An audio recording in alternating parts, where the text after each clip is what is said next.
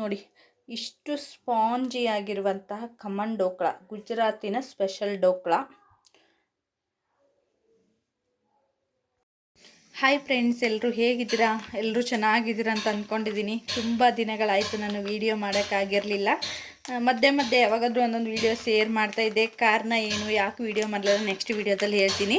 ಇವತ್ತು ನೋಡಿ, ಚಳಿಗಾಲದಲ್ಲಿ ನಮಗೆ ಏನಾದರೂ ತಿನ್ನಬೇಕಂತ ಎಲ್ಲ ಅನಿಸುತ್ತಲ್ಲ, ಹಾಗಾಗಿ ಇವತ್ತು ನಮ್ಮ ಮನೆಯವರು ನನಗೆ ಖಮನ್ ಡೋಕ್ಲಾ ಮಾಡಿಕೊಡು ಅಂತ, ಗುಜರಾತಲ್ಲಿರೋ ಸ್ಪೆಷಲ್ ಅದು, ಅದನ್ನು ಮಾಡಿಕೊಡು ಅಂದರು.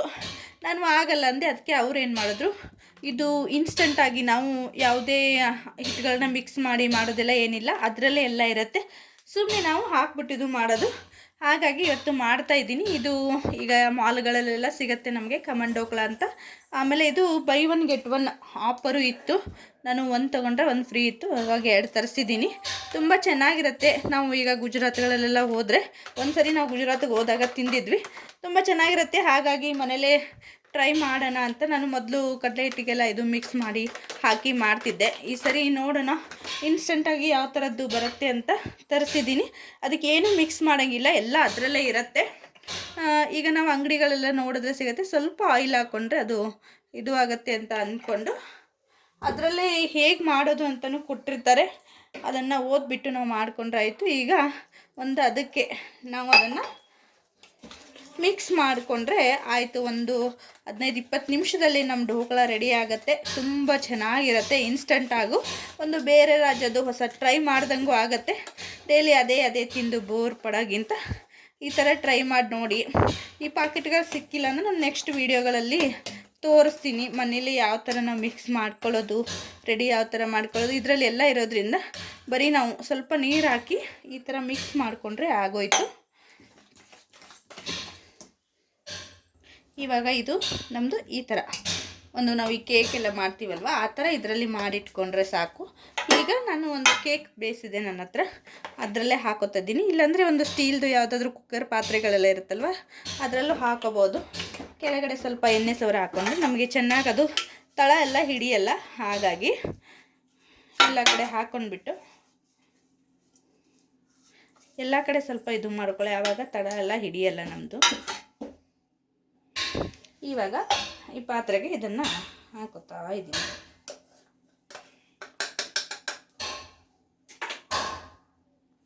ನೋಡಿ, ಹೀಗೆ ಸ್ವಲ್ಪ ಇದು ಮಾಡಿಕೊಂಡು ನಾನು ಇಲ್ಲಿ ಇಡ್ಲಿ ಪಾತ್ರೆನ ಇಟ್ಟಿದ್ದೀನಿ, ಅದರ ಒಳಗಡೆ ಇಟ್ಕೋತೀನಿ. ಬೇಕಾದರೆ ನಾವು ಕಡಾಯಿ ಎಲ್ಲ ಬರುತ್ತಲ್ವ, ಅದರಲ್ಲಿ ಇಟ್ಕೊಂಡ್ಬಿಟ್ಟು ನಾವು ಹಾಕೋಬೋದು. ಈಗ ಇದನ್ನ ಹಿಂಗೆ ಇಟ್ಬಿಟ್ಟು ಕೆಳಗಡೆ ನೀರು ಹಾಕಿ ಇದಕ್ಕೆ ಇಟ್ಟಿದ್ದೀನಿ. ಇದನ್ನ 15-20 ನಿಮಿಷ ನಾವು ನೋಡ್ಕೋಬೇಕು. ನಾನು ತೋರಿಸ್ತೀನಿ ಹೇಗೆ ಅಂತ. ಆ ಥರ ಮಾಡಿಕೊಂಡ್ರೆ ನಮ್ಮ ಡೋಕ್ಲಾ ರೆಡಿ ಆಗುತ್ತೆ. ನೋಡಿ, ಇವಾಗ 10 ನಿಮಿಷ ಆಯಿತು. ಈ ಥರ ಚಾಕು ಹಾಕ್ಬಿಟ್ಟು ನೋಡಿದ್ರೆ ಅಂಟುತ್ತಾ ಇಲ್ಲ, ಅಂದರೆ ಇವಾಗ ನಮ್ಮದು ಡೋಕ್ಲಾ ರೆಡಿ ಆಗಿದೆ ಅಂತ. 10 ನಿಮಿಷ ಸಾಕು, ತುಂಬ ಬೇಗನೂ ಆಗುತ್ತೆ, ತುಂಬ ಚೆನ್ನಾಗಿರುತ್ತೆ. ಈಗ ಇದಕ್ಕೆ ನಾವು ಎಣ್ಣೆ ಸಾಸಿವೆ ಎಲ್ಲ ಹಾಕ್ಬಿಟ್ಟು ತಡ್ಕ ಥರ ಕೊಟ್ಟರೆ ನಮ್ಮ ಡೋಕ್ಲಾ ರೆಡಿ ಆಗುತ್ತೆ. ಅದು ಹೇಗೆ ಮಾಡೋದು ಅಂತ ನೋಡೋಣ.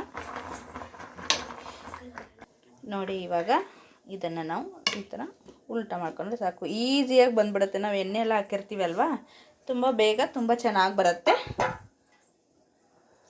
ಇವಾಗ ನೋಡಿ, ಸ್ವಲ್ಪ ಸಾಸಿವೆ, ಜೀರಿಗೆ, ಹಸಿಮೆಣಸಿನ್ಕಾಯಿ, ಕರಿಬೇವು,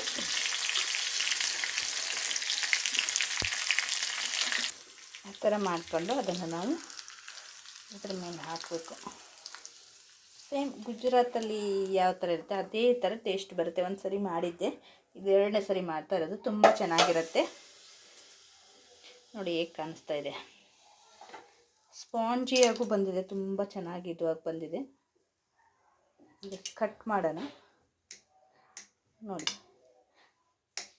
ಇದಕ್ಕೆ ಬೇಕಾದರೆ ನಾವು ಗ್ರೀನ್ ಚಟ್ನಿ ಎಲ್ಲ ಹಾಕ್ಕೊಂಡು ತಿನ್ಬೋದು, ಇಲ್ಲಾಂದರೆ ಹಾಗೇನು ತಿನ್ಬೋದು. ಸ್ವಲ್ಪ ಚಟ್ನಿ ಇದ್ದರೆ ಅದ್ರ ಜೊತೆಗೆ ಚೆನ್ನಾಗಿರುತ್ತೆ. ಆ ಕಡೆ ಹೋದಾಗ ಅವರು ನಮಗೆ ಗ್ರೀನ್ ಚಟ್ನಿ ಜೊತೆ ಎಲ್ಲ ಸರ್ವ್ ಮಾಡ್ತಾರೆ. ಇದರದ್ದೇ ಏನು ಉಳಿಯೋದಿರುತ್ತೆ ಅದನ್ನೇ ಇದು ಪೀಸು ಮಿಕ್ಕಿರೋದೇನೋ ಕೆಳಗಡೆ ಇದು ಉಳಿದಿರುತ್ತೆ, ಅದನ್ನು ತಗೊಂಡು ಇದೆಲ್ಲ ಸ್ವಲ್ಪ ಕಾಯಿಯನ್ನು ಹಾಕಿಬಿಟ್ಟು ಚಟ್ನಿ ಮಾಡ್ತಾರೆ, ಅದು ಚೆನ್ನಾಗಿರುತ್ತೆ. ನೋಡಿ ಎಷ್ಟು ಸ್ಪಾಂಜಿಯಾಗಿ ತುಂಬ ಚೆನ್ನಾಗಿದೆ. ಹೇಗನ್ನಿಸ್ತು? ಇಷ್ಟ ಆದರೆ ಲೈಕ್ ಮಾಡಿ, ಶೇರ್ ಮಾಡಿ, ಕಮೆಂಟ್ ಮಾಡಿ. ಪೂರ್ತಿ ವಿಡಿಯೋ ನೋಡಿದ್ದಕ್ಕೆ ಥ್ಯಾಂಕ್ ಯು ಸೋ ಮಚ್.